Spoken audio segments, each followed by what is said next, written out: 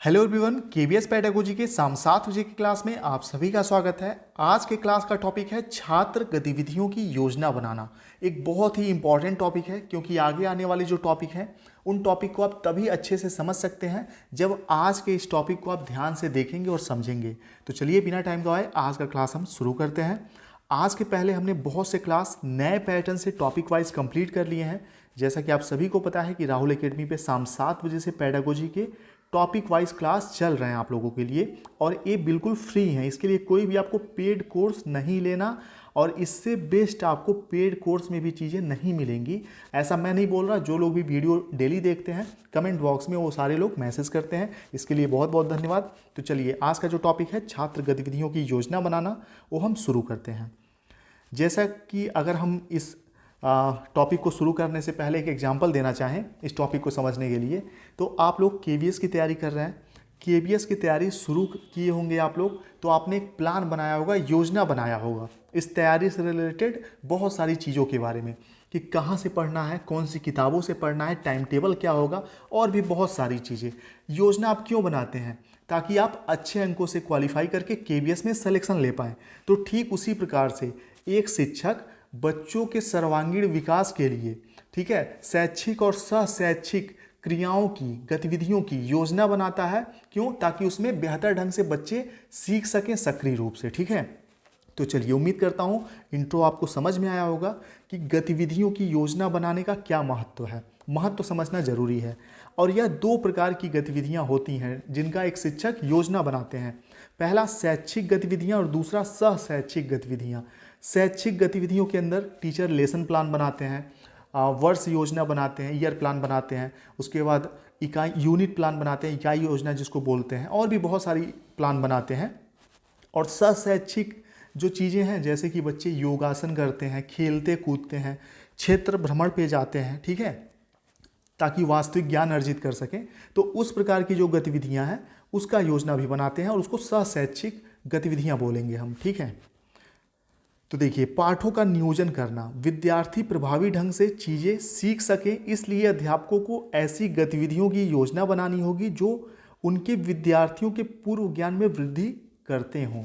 देखिए, NEP 2020, NCF, RTE act या जितनी भी शिक्षा सुधार की योजनाएं, समितियां गठित की गई थी, उन लोगों ने एक चीज़ पे बहुत ही ज़्यादा बल दिया था कि बच्चों का जो पूर्व ज्ञान होता है वह सीखने में बहुत ही इंपॉर्टेंट रोल प्ले करता है। जैसा कि जीन पियाजे की थ्योरी में भी आपने देखा होगा कि बच्चे नन्हे वैज्ञानिक होते हैं, चीज़ों का सक्रिय रूप से अवलोकन करके अपने ज्ञान का अर्जन करते हैं, ठीक है, चीज़ें, नई नई चीज़ें सीखते हैं। तो पूर्व ज्ञान सीखने में इंपॉर्टेंट रोल अदा करता है। इसीलिए जो गतिविधियां हम बनाते हैं उसमें ये चीज़ का ध्यान रखना है कि बच्चे के पूर्व ज्ञान की वृद्धि हम कर सकें, ऐसी गतिविधियां बनानी है। ठीक है, ताकि वह प्रीवियस नॉलेज को अपने प्रेजेंट के नॉलेज के साथ जोड़ते हुए चीज़ों को सीख सकें। अब गतिविधियों को बनाने का महत्व क्या है, ठीक है, शिक्षा में ये चीज़ें देख लीजिए। किसी भी कार्य गतिविधि के क्रियान्वयन में एक संगठित योजना महत्वपूर्ण भूमिका निभाती है। जैसा कि एग्जाम्पल मैंने दिया कि केवीएस में अगर आपको सफल होना है तो आप सभी लोगों ने एक प्लान बनाया होगा कि इस तरीके से तैयारी करनी है, तो वही प्लान बनाना जरूरी है। यह न केवल कार्य या गतिविधि के उद्देश्यों को समझने में मदद करती है, बल्कि समय, शक्ति तथा संसाधनों के प्रभावी उपयोग में भी सहायता पहुंचाती है। अगर आप लोग यूट्यूब से तैयारी कर रहे हैं, बहुत से लोग, तो यूट्यूब पे आप आते हैं, आपको किसी चैनल के बारे में नहीं पता, रैंडम आप ऐसे चैनल सर्च करते हैं केवीएस का और आप वीडियोस देखते हैं, तो आप लोगों को बहुत ही ज़्यादा दिक्कत होती होगी। लेकिन अगर आप खोजबीन अपने फ्रेंड्स से पूछ के, खोजबीन करके, और भी जगह से फेसबुक पे, इधर उधर सोशल मीडिया और भी जगहों से जांच परख करके एक प्लान बना के आपने टाइम टेबल सेट कर लिया है कि शाम 7 बजे से लेकर हमको रात को 9 बजे तक यूट्यूब पर वीडियोस देखने हैं, इस चैनल के देखने हैं। 7 बजे राहुल एकेडमी पे देखना है, 8 बजे से इस एकेडमी पे देखना है, 9 बजे से इस एकेडमी पे देखना है। तो ये जो प्लान आप बनाते हैं, इस प्लान से क्या होता है, आपके समय का, आपके शक्ति का, आपके संसाधन का प्रभावी रूप से उपयोग हो पाता है। नहीं तो 7 बजे से लेकर 9 बजे तक हम यूट्यूब पे बैठे रह जाएंगे अगर बिना प्लान के आएंगे, और इधर उधर की चीज़ें देखते देखते सो जाएंगे। ठीक है, तो प्लान बनाना जरूरी है, समझ चुके होंगे आप। उपयुक्त योजना किसी कार्य गतिविधि में सफलतापूर्ण समापन पूर्ति के लिए एक आवश्यकता है, एक पूर्व आवश्यकता है। यानी कि प्लान हम काम करने से पहले बनाते हैं। ऐसा नहीं कि हमने काम करना शुरू कर दिया और बीच में प्लान बनाएंगे, ठीक है, ऐसा नहीं होगा। यह विद्यालयों की शिक्षण अधिगम क्रियाओं हेतु सत्य है। प्लानिंग के बारे में बात हो रही है, गतिविधियों के प्लानिंग के बारे में, योजना बनाने के बारे में। जब कोई शिक्षण अधिगम क्रिया या शिक्षण कार्य क्रमबद्ध तरीके से योजित किया जाता है और उसी के अनुसार क्रियान्वयन किया जाता है तो इससे शिक्षार्थी के निष्पादन में सुधार होता है। यानी कि टीचर ने कोई एक प्लान तैयार किया और उसी प्लान के अनुसार डेली वह क्लास में जाते हैं और अपना कार्य करते हैं तो क्या होता है, शिक्षार्थियों के निष्पादन में, परफॉर्मेंस में सुधार होता है। ठीक है, आगे बढ़ते हैं। शिक्षक को पाठ्यक्रम, समय सारणी, आयु उपयुक्त बाहरी एवं आंतरिक अधिगम क्रियाकलाप, मूल्यांकन तकनीक, कार्यशाला आदि सहित कई गतिविधियों की योजना बनाने की आवश्यकता होती है। यानी कि जो हम गतिविधियों की योजना बनाते हैं उसमें बहुत सारी चीज़ें शामिल होती हैं। पाठ्यक्रम शामिल होता है, समय सारणी, बच्चों की आयु का भी ध्यान रखा जाता है, बाहरी और आंतरिक अधिगम जो क्रियाकलाप होते हैं उनका ध्यान, मूल्यांकन तकनीक, कार्यशाला आदि बहुत सारी चीज़ों की। शिक्षक बच्चों और उनकी व्यक्तिगत आवश्यकताओं, सामाजिक आवश्यकताओं एवं अपेक्षाओं, संसाधनों की उपलब्धता और व्यवहारिकता को ध्यान में रखते हुए योजना बनानी चाहिए। अब देखिए योजना, इससे क्वेश्चन बनेगा। यहाँ जो एक एक लाइन लिखे हुए हैं, एक एक पॉइंट्स आप देख रहे हैं, पढ़ रहे हैं, ये ऐसे ही नहीं लिखी गई हैं। इसको बनाने के लिए सुबह से मैं बैठता हूँ और सुबह से शाम हो जाती है, 3-4 बज जाते हैं, फिर जाके एक परफेक्ट पीडीएफ तैयार हो पाता है। तो इसलिए अगर आप लाइक मत करिए, कमेंट अच्छे मत करिए, कोई दिक्कत नहीं है, लेकिन कम से कम देख रहे हैं तो इसको वैल्यू दीजिएगा। वैल्यू कब मिलेगा, जब आप इसको देखेंगे, नोट करते रहेंगे, ठीक है, ताकि एग्जाम के समय रिवीजन कर सकें, तब इसका यूज आपको पता चलेगा कि कितनी अच्छी चीज़ें आप पढ़ रहे हैं यहाँ पे। तो शिक्षक को क्या चीज़ ध्यान में रखते हुए योजना बनानी चाहिए, गतिविधियों की योजना, तो व्यक्तिगत, बच्चों की व्यक्तिगत, उनके पर्सनल नीड्स जो हैं उनको ध्यान में रखना चाहिए, उनके सोशल नीड्स जो हैं उनकी और समाज की जो अपेक्षाएं होती हैं एक बच्चे से, संसाधनों की उपलब्धता का भी ध्यान रखना चाहिए, व्यवहारिकता का भी ध्यान रखना चाहिए। ये सब चीज़ ध्यान में रखकर ही किसी भी गतिविधि की योजना तैयार करनी चाहिए। इच्छित परिणाम प्राप्त करने हेतु एक वैज्ञानिक क्रमबद्ध योजना बनाना आवश्यक है। ठीक है, इच्छित परिणाम यानी कि जो भी आप रिजल्ट चाहते हैं, अगर आपको वह रिजल्ट प्राप्त करना है, उसमें सफलता प्राप्त करनी है, तो आपको एक वैज्ञानिक क्रमबद्ध योजना बनाने की आवश्यकता होती है। केवीएस की तैयारी कर रहे हैं, अगर आप, जाहिर सी बात है लाखों लोग तैयारी कर रहे हैं, लाखों लोग में से सिर्फ 6400 प्राइमरी में वैकेंसीज हैं, 6400 के समथिंग 6400 लोग ही सेलेक्ट होंगे। तो ये जो 6400 लोग होंगे ये कौन होंगे, ये ऐसे ही रैंडमली कुछ भी सर्च करके पढ़ने वाले लोग होंगे या एक प्लान बना के पढ़ने वाले लोग होंगे? तो आपका भी आंसर होगा प्लानिंग करके पढ़ने वाले लोग होंगे। ठीक है, चलिए, और एक चीज़ ध्यान रखिए, यहाँ गतिविधियों के प्लानिंग की बात हो रही है, यानी कि जो भी एक्टिविटी आप बच्चों के सर्वांगीण विकास के लिए कराएंगे उसकी प्लानिंग की बात हो रही है। तो गतिविधियाँ इंपॉर्टेंट क्यों हैं? क्योंकि गतिविधियों के माध्यम से सभी बच्चे सक्रिय रूप से सीखते हैं। ठीक है, गतिविधि के माध्यम से बच्चे कैसे सीखते हैं? सक्रिय रूप से, जो कि एनईपी का मुख्य उद्देश्य है कि बच्चे सक्रिय अधिगम में भागीदार हों। तो सक्रिय रूप से सीखते हैं, इसलिए गतिविधियों का बहुत ही ज़्यादा महत्वपूर्ण योगदान होता है बच्चों के सीखने में। ठीक है, और गतिविधियां जो होती हैं, कोई भी गतिविधि आप योजना बनाते हैं तो आपको एक चीज़ का ध्यान रखना होता है, नोट कर लीजिएगा, कि सभी बच्चे, क्लास में जितने भी बच्चे हों सब उसमें शामिल हो पाएँ। इस तरीके से गतिविधि आपको डिजाइन करना होता है। ठीक है, और ऐसा नहीं करना होता है कि बच्चों पे अतिरिक्त बोझ पड़े या तनाव में रहें बच्चे। जैसे कि बहुत से इंग्लिश मीडियम स्कूल में आप देखते होंगे कि वे लोग क्या करते हैं, बच्चों से कोई भी एक्टिविटी कराते हैं तो कहते हैं घर से एक गमला लेके आना। ठीक है, गमले में एक पौधा लगा होना चाहिए, पौधा लगा हुआ एक गमला लेके आओ। ठीक है, और इसका नतीजा क्या होता है? इसका नतीजा बहुत से लोगों को झेलना पड़ता है। कुछ लोगों के फैमिली के पास अच्छे मतलब पैसे नहीं होते उस टाइम कि वो एक अच्छा सा गमला खरीद के बच्चों को दे पाए, पैसे की तंगी की वजह से। कुछ बच्चे तो क्या करते हैं, चोरी कर लेते हैं। जैसे बाहर मेरे घर के गमला लगा हुआ है, कोई बच्चा एक दिन स्कूटी से उठा ले गया, मैं खिड़की से देख ही रहा था, तब तक स्कूटी पे रख के 2 बच्चे लेके भाग गए घर के सामने से गमला उठा के। तो वो गमला क्यों ले गया? मुझे पक्का यकीन था कि वो स्कूल में उनके मांगा गया होगा, उठा के फ्री में लेके चले गए। तो यही बताना चाह रहा हूँ मैं कि गतिविधियाँ ऐसी होनी चाहिए कि बच्चों पर अतिरिक्त बोझ या तनाव ना हो उन गतिविधियों की वजह से। ठीक है, इन चीज़ का भी आपको ध्यान रखना है। DEET+B में इससे क्वेश्चन भी आए हैं। चलिए आगे बढ़ते हैं। सभी को शामिल, देखिए मैं कह रहा था ना सभी को शामिल करने वाली बात, कि गतिविधि ऐसी होनी चाहिए, ऐसा गतिविधि की योजना बनानी कि सभी बच्चे उसमें शामिल हो पाएँ।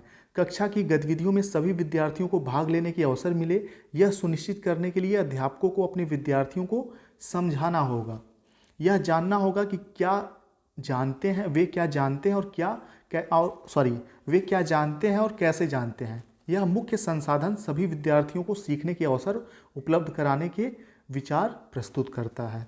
यानी कि जब बच्चे गतिविधियों में शामिल होंगे तो उनको सीखने के अधिक से अधिक अवसर मिलेंगे। ठीक है, सीखने के बात करें, विद्यार्थियों के लिए एक दूसरे से और अपने अध्यापक से बात करने के अवसर पैदा करना सीखने का पुष्ट करने के लिए अति आवश्यक है। यानी कि बच्चे जब अपने एक्सपीरियंस टीचर से शेयर करते हैं, टीचर उसमें सुधार करते हैं, सहयोग प्रदान करते हैं, तो बेहतर ढंग से चीज़ें बच्चे सीख पाते हैं। विद्यार्थी बातचीत के जरिए अपनी समझ साझा करते हैं और नई सीख से जोड़ते हैं। तो कुल मिला के यहाँ यही बात बताया जा रहा है कि जो आप गतिविधि प्लान करेंगे, जो आपका मेन टॉपिक है आज का, तो गतिविधि जब भी आप प्लान करेंगे, योजना बनाएंगे, तो बच्चों के एक्सपीरियंस को आप महत्व देंगे और ऐसे अवसर प्रदान करेंगे कि बच्चे अपने पूर्व ज्ञान से नया ज्ञान अर्जित कर सकें। ठीक है, चलिए, और बातचीत के माध्यम से असंभव होता है कि बच्चे अपने एक्सपीरियंस शेयर कर सकें टीचर से, अपने साथ के बच्चों से। तो बातचीत करने को आपको मना नहीं करना है, गतिविधियों में बातचीत करने के अधिक से अधिक अवसर उपलब्ध कराने हैं। छोटे बच्चे बातचीत के माध्यम से ज़्यादा सीखते हैं। जोड़ी में कार्य का उपयोग करना, जैसे कि आपने कोई भी गतिविधि प्लान किया तो आप समूह बना दें। ठीक है, समूह बनाकर गतिविधियों का क्रियान्वयन करवाएं आप। ठीक है, क्योंकि बच्चे जब अकेले सीखेंगे तो बेहतर ढंग से नहीं सीख पाएंगे, लेकिन वही जब जोड़ी में सीखेंगे या समूह में सीखेंगे, ठीक है, एक साथ सीखेंगे, तो बेहतर ढंग से सीख पाएंगे। तो इस पॉइंट में यही बताया जा रहा है। नेक्स्ट पॉइंट है, लेकिन इसको एक बार पढ़ लेते हैं क्योंकि किताबी भाषा में चीज़ें लिखी हुई हैं, एग्जाम में यहीं से क्वेश्चन भी बनेंगे। ये सभी जो नोट्स मैं आपको पढ़ा रहा हूँ, जो भी चीज़ें बता रहा हूँ, सब NIST DLED IGNOU BEd NCERT की किताबें वहाँ से मैं पढ़ा रहा हूँ। और हम लोग गवर्नमेंट टीचर का भी समय समय पे ट्रेनिंग होता रहता है। ठीक है, और ट्रेनिंग डिज़ाइन कौन करता है? NCERT डिज़ाइन करता है। ठीक है, SCERT NCERT ये लोग ट्रेनिंग हमारा डिज़ाइन करते हैं। जो गवर्नमेंट टीचर ऑलरेडी हैं उनकी बात कर रहा हूँ। तो हमारा जो ट्रेनिंग होता है उसमें भी ये सारी चीज़ें बताई जाती हैं। तो मेरे पास वहाँ से भी जो मटेरियल मिलते हैं वो भी मैं आपको पढ़ाने में यूज में लेता हूँ। ठीक है, चलिए, तो जोड़ी में कार्य करने से विद्यार्थी अपनी समझ के बारे में बातचीत करके और एक दूसरे तक संप्रेषित करके एक दूसरे से सीखने में समर्थ बनते हैं। इस मुख्य संसाधन से इस संबंध में विचार दिए गए हैं कि कैसे जोड़ी में कार्य का उपयोग सभी विषयों और आयु के विद्यार्थियों के सीखने को सहारा देने के लिए प्रभावी ढंग से किया जा सकता है। इसके नीचे कुछ और पॉइंट्स थे, वो मैं शामिल करना इसमें उस जरूरी पॉइंट्स नहीं थे इसलिए शामिल नहीं किया गया है। बस आपको एक बात ध्यान रखना है कि जोड़ी में कार्य करवाना है, निगरानी करना और फीडबैक देना। यह मुख्य संसाधन अध्यापकों को प्रेक्षण और चिंतन प्रेरित करने के लिए प्रश्नों के साथ हस्तक्षेप करने से पहले विद्यार्थियों की बातचीत और उनसे वे जो समझ विकसित कर रहे हैं उसको ध्यान से सुनने के लिए प्रोत्साहित करता है। ठीक है, यानी कि जो बच्चे काम कर रहे हैं उसको ध्यान से सुनना, देखना, उसकी निगरानी करना और फिर फीडबैक देना, यह भी गतिविधियों का जो योजना है उसका इम्पॉर्टेंट पार्ट है। और जो गतिविधियां होती हैं उसमें सबसे इम्पॉर्टेंट बात जो है, क्योंकि बाल केंद्रित शिक्षा है, चाइल्ड सेंटर्ड एजुकेशन सिस्टम है, तो सबसे इम्पॉर्टेंट क्या है अगर पूछा जाए आपसे कि सबसे इम्पॉर्टेंट क्या है गतिविधियों का प्लानिंग करने में, तो बाल केंद्रित शिक्षा को ध्यान में रखते हुए आपका आंसर होना चाहिए कि बच्चों की रुचि, बच्चों का जो इंटरेस्ट है उसका ध्यान रखा जाना चाहिए, प्लस बच्चों की जो योग्यता है उसका भी ध्यान रखा जाना चाहिए। ठीक है, क्योंकि बच्चों का इंटरेस्ट नहीं होगा और आपने ऐसी गतिविधियां प्लान कर दी तो बच्चों के लिए बेकार होगा। और बच्चों का योग्यता वाली जो बात है, योग्यता से अर्थ ये है कि बच्चा किस संज्ञानात्मक स्तर में है, किस उम्र में है। ठीक है, बच्चा किस लेवल की चीज़ों को सीख सकता है, किस लेवल की गतिविधियों में शामिल होकर वह ज्ञान अर्जन कर सकता है। तो इन चीज़ों का भी ध्यान रखना काफ़ी ज़रूरी है। और हाँ, बहुत खर्चीला नहीं होना चाहिए। एक इम्पॉर्टेंट बात गतिविधियों की ये भी है कि खर्चीला नहीं होना चाहिए बहुत ज़्यादा। नेक्स्ट जो पॉइंट है इम्पॉर्टेंट है, ध्यान दीजिएगा। गतिविधियों की योजना बनाने में स्थानीय संसाधनों का उपयोग करना। संसाधन सीखने की क्रिया को विद्यार्थियों के लिए सुपरिचित तथा अर्थपूर्ण बनाकर गतिविधियों में प्रामाणिकता उत्पन्न कर सकते हैं। यानी कि जो गतिविधियों की योजना हम बनाते हैं उसमें स्थानीय संसाधनों का उपयोग करना है, क्योंकि स्थानीय संसाधन होंगे तो बच्चे उससे परिचित होंगे, उससे कह सकते हैं जुड़ाव महसूस कर पाएंगे, और जुड़ाव महसूस करेंगे तो उस गतिविधि में पूरे तन मन धन से शामिल होकर चीज़ों को सीख पाएंगे। ठीक है, चलिए, संसाधनों का रचनाशील ढंग से उपयोग करने से सीखने की गतिविधियां विद्यार्थियों के लिए अधिक प्रेरक एवं प्रासंगिक बन जाती हैं। तो इस पॉइंट को भी आप ध्यान रखिएगा। अगली चीज़ें हैं कहानी सुनाना, गाना, रोल प्ले, नाटक। इस मुख्य संसाधन में बताया गया है कि कैसे अध्यापक संपूर्ण पाठ्यक्रम के विभिन्न क्षेत्रों में कहानी सुनाने, गीत, रोल प्ले तथा नाटकों का उपयोग करके विद्यार्थियों का विचार विकसित करने एवं एक दूसरे से ज्ञान साझा करने में सक्रिय कर सकते हैं। चलिए नेक्स्ट पॉइंट देखते हैं। नेक्स्ट पॉइंट में ध्यान दीजिएगा कि जो मैंने आपको कहा, बच्चों का इंटरेस्ट आपको ध्यान में रखकर ही शैक्षिक या सह शैक्षिक गतिविधियों को डिजाइन करना है। ठीक है, बच्चों का इंटरेस्ट जरूरी है। आगे देखते हैं शिक्षण की गतिविधि विधि यानी कि जो बच्चों को पढ़ाने का मेथड है उसमें एक्टिविटी वाला मेथड है वो उसका महत्व जानते हैं, उसके बारे में देख लेते हैं। जैसा कि नाम से ही पता चलता है, यह एक ऐसी विधि है जिसमें छात्रों को अधिगम प्रक्रिया में सक्रिय रूप से शामिल किया जाता है, जो कि एनईपी का मुख्य लक्ष्य है कि सक्रिय रूप से बच्चे शामिल होकर चीज़ों को सीखें। ठीक है, तो शामिल किया जाता है बजाय निष्क्रिय व्याख्यानों को सुनाने के। यानी कि जो गतिविधि आधारित शिक्षण पद्धति है उसमें बच्चों को शामिल किया जाता है, बच्चे निष्क्रिय रूप से सीखने के बजाय सक्रिय रूप से चीज़ों को सीखते हैं। नेक्स्ट पॉइंट है इस पद्धति के पीछे संपूर्ण अभिप्राय यह है कि अधिगम को क्रियाशील पढ़ने, लिखने, चर्चा करने और समस्या समाधान जैसे गतिविधियों पर आधारित होना चाहिए। गतिविधि आधारित शिक्षा के लिए एक छात्र केंद्रित दृष्टिकोण है, जो इस विचार पर केंद्रित है कि छात्रों को कार्यों के माध्यम से संलग्न रहना चाहिए और वे ऐसा करके सीखते हैं। ठीक है, यानी कि जो छात्र केंद्रित चाइल्ड सेंटर्ड एजुकेशन सिस्टम है वह करके सीखने पर बल देता है। यह शिक्षण के पारंपरिक तरीकों के विपरीत है, जिसमें एक शिक्षक व्याख्यान देता है और छात्रों से केवल जानकारी को अवशोषित करने की अपेक्षा करता है। ठीक है, यानी कि जो व्याख्यान विधि है वह क्या है, शिक्षक केंद्रित विधि है, और जो गतिविधि विधि है पढ़ाने की यह क्या है, बाल केंद्रित है। चलिए आगे बढ़ते हैं। समूह गतिविधि का महत्व। अब देखिए, गतिविधियाँ कई प्रकार की होती हैं, लेकिन वही गतिविधियाँ छोटे बच्चों के लिए ज़्यादा यूजफुल होंगी जो ग्रुप में होंगी, यानी कि समूह में होंगी। तो समूह गतिविधि का क्या महत्व है, यहाँ से एक आध क्वेश्चन बन सकते हैं, ध्यान से देखिएगा। समूह परियोजनाएं छात्रों को ऐसे कई कौशल विकसित करने में मदद कर सकती हैं जो पेशेवर दुनिया में तेजी से महत्वपूर्ण है। ठीक है, इसके अलावा सकारात्मक समूह अनुभव छात्र अधिगम, प्रतिधारणा और समग्र सफलता में योगदान करने के लिए दिखाए गए हैं।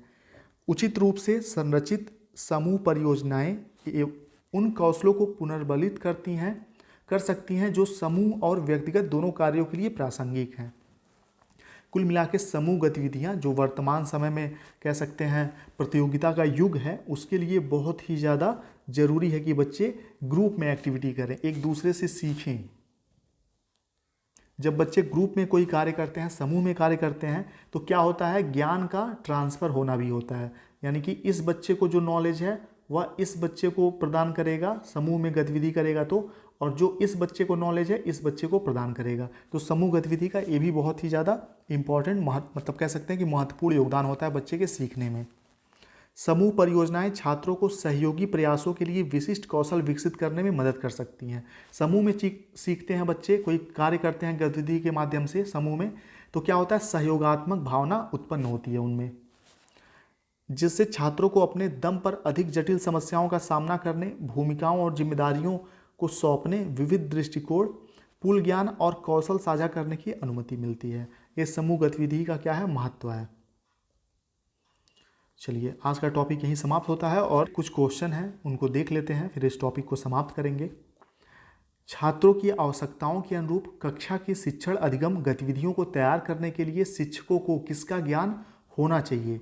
तो छात्रों की आवश्यकताओं के अनुरूप कक्षा की शिक्षण अधिगम गतिविधियों को तैयार करने के लिए शिक्षक को विकासात्मक मनोविज्ञान का ज्ञान होना चाहिए। फैक्ट बेस्ड क्वेश्चन है, इसको याद कर लीजिए, DSSB में आ भी चुका है। नेक्स्ट क्वेश्चन आपके सामने है, एक गतिविधि के दौरान छात्रों को संघर्ष करते देख एक अध्यापिका बच्चों को संकेत और इशारे जैसे क्या, क्यों, कैसे प्रदान करने का निर्णय लेती हैं। लेव वाइगोत्स्की के सिद्धांत के अनुसार अध्यापिका की यह योजना क्या दर्शाती है?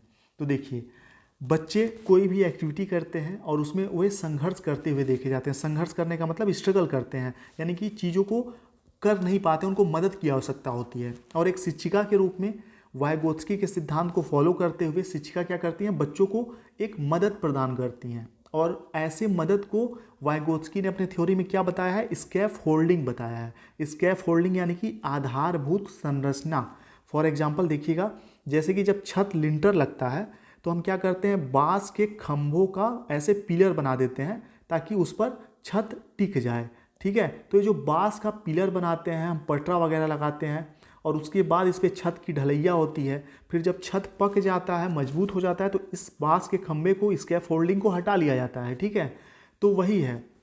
तो ये जो स्कैफोल्डिंग है एक बाहरी आधारभूत संरचना है, एक बाहरी मदद है, इसका उपयोग शिक्षिका करती हैं। इसलिए पहला आंसर सही हो जाएगा कि अधिगम के लिए आधारभूत संरचना के रूप में कार्य करेंगी ये जो अध्यापिका की योजना है। ठीक है, आधारभूत योजना सीधे सीधे आप समझ लीजिए स्कैफोल्डिंग है।